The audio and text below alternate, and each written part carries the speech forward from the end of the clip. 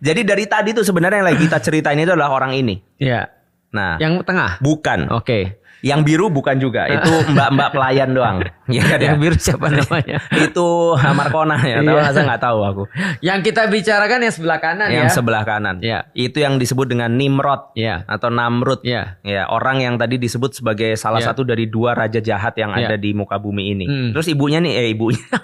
Terus ceweknya nih siapa ya? Semiramis. Ya, itu namanya Semiramis, ibu tapi sekaligus istrinya Namrud. Iya, betul. Perempuan tercantik pada masanya. Pada masanya. Iya. Dia kayak nggak rela aja kalau anak yang super jenius ini Iya. itu harus nikah sama orang lain terus Iya. dinikahin sama dia. Ya, jadi itu perlu digarisbawahi. Ceritain lagi. Apa? Dia tidak mau anaknya dinikahin oleh orang lain, Iya. maka dia nikahin anaknya sendiri. Ah. Jadi ini kayak incest pertama nih. Oh. Ya, ini Haji gile.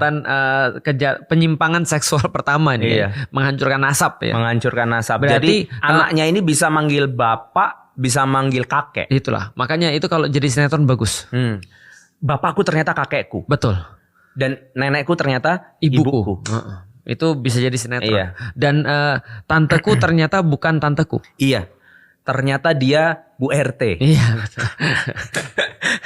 Itu bagus. Ya, kita lanjutin lagi ya. Bingung Nah, orang-orang. maka di masa kehidupan inilah kemudian muncul Nabi Ibrahim. Iya, yang termasuk dari ulul asmi, nabi-nabi 5 yang paling sabar, tinggi kesabarannya. Dia anak tukang batu. Ya, tapi kita perlu kasih tahu juga ini aku tugas Wan tadi ngasih beberapa opsi ya. Ya. Cerita tentang Nabi Ibrahim ini bagus karena dikatakan di dalam Al-Quran bapaknya. Tapi dikatakan bapaknya pada saat itu bukan hanya bapaknya, tapi paman itu juga dikatakan sebagai orang tua.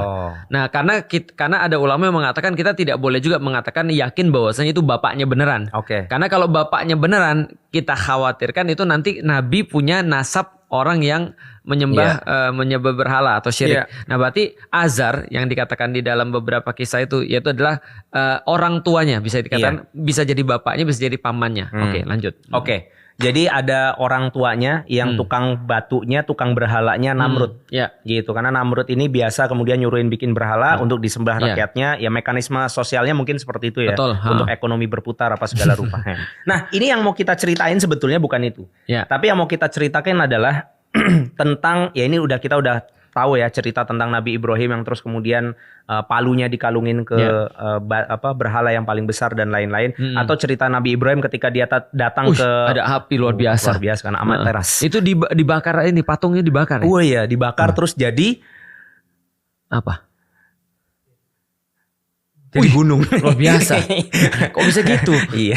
Iya. Udahlah. Ya jadi ini cerita tentang Nabi